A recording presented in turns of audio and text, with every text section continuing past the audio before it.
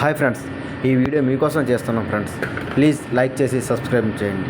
ఇప్పుడు ఏంటంటే young rebel star Prabhas cinema అంటే మనకు జాతర లాంటిది. ఈ ప్రభాస్ సినిమా వస్తుందంటే ఒక జాతర వస్తున్నట్టుగా. ఈ సినిమా కోసం ఎప్పటి నుంచో వెయిట్ చేస్తున్న జనాల కోసం మన చిత్ర యూనిట్ ఒక కొత్తగా అప్డేట్ ఇచ్చేసింది. ప్రభాస్ మూవీ అంటే ఎక్కడా లేని ఎంజాయ్మెంట్ అంతా వస్తుంది. ఇప్పుడు ఆ మూవీ ఏంటో, ఆ మూవీ రిలీజ్ డేట్ ఎప్పుడు ఏంటో చూసుకుందాం. ప్రభాస్ హీరోగా నాగ్ అశ్విన్ దర్శకత్వంలో వహిస్తున్న సినిమా కల్కి 2898 AD.